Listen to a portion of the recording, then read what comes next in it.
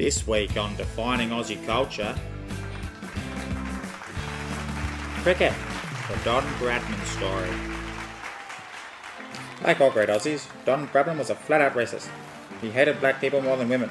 He frequently hit both of them as a pre-match ritual. You see, back then racism and sexism was more of a common sense thing rather than a political issue. Sheilas and blackfellas are just shitter than us. It was simple. Now equal rights changed all that, and it's the Downies and Minders that copper.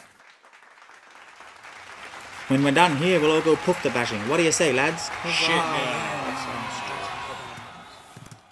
Now, like all great Aussie poofter bashers, Don Bradman was actually a closet homosexual himself. He didn't tell anyone, of course, or would have bashed him.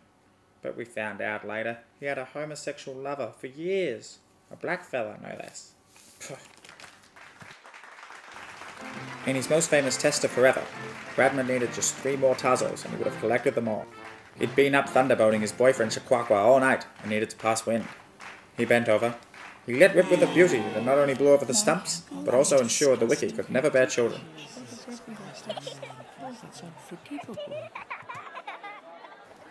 Now everybody knew that Don, the Poofter Basher Bradman, was a turd burglar after all.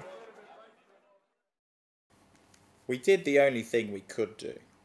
We did the right thing. We killed him. Don Bradman is dead.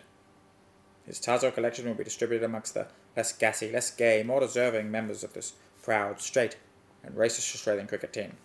When taking a shit feels like a midget hopping off a bus, you know it's time to hand in your multi-trip, and Don, the turd burglar Bradman, just reached the end of the line. Looking back, all in all, I don't regret a thing. They killed me because I farted, but I bet not one out of the lot of them ever came as vigorously as when my Shakwakwa thunderboned me to glory just 3 hours before the fateful match.